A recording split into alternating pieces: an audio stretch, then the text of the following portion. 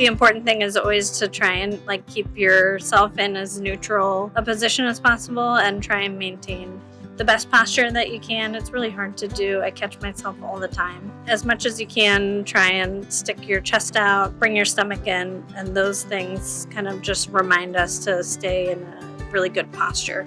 That helps your spine a lot.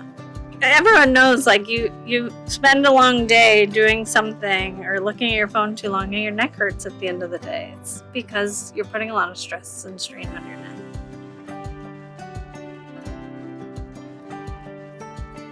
Stressing your body. If you have some kind of back issue, you don't want to be lifting heavy objects. A lot of times after surgery, we say don't lift anything heavier than a gallon of milk. If you have a back injury, make sure you get up and moving. You don't want to just lay in bed all day. You just don't want to sit all day.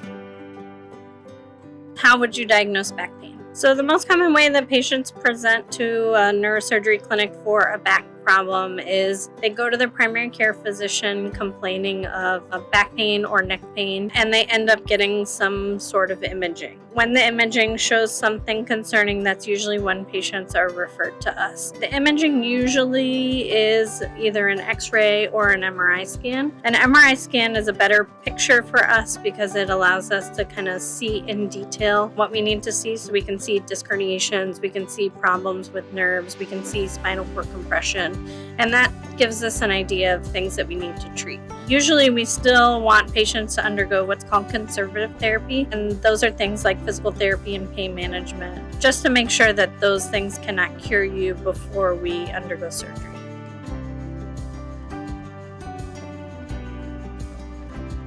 If they came in and they have those symptoms of arm or leg numbness or weakness, what I would probably start off with is a MRI.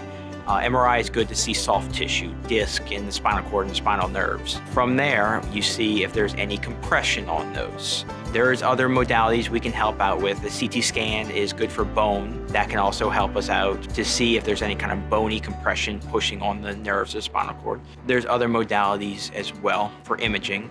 As for to try and confirm the location, if we're kind of not sure because there's just kind of compression all over, we can get a EMG, which is, I call it the needle test. You kind of put little needles into your arms and legs where the compression is actually at.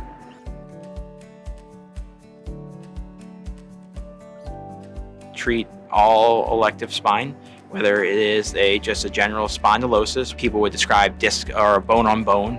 The disc is no longer there, causing severe back pain, where there could be disc compression pushing on the nerve or pushing on the spinal cord. There could be spinal cord stenosis in the neck, where it can cause you to have severe issues where you're weakness in your arms or legs, or you have difficulty walking. So all elective procedures, and then also trauma procedures, whether it's traumatic disc that is ruptured from a lot of times car accidents, or if there's just a severe fracture where you need stabilization of your spine, we treat it all.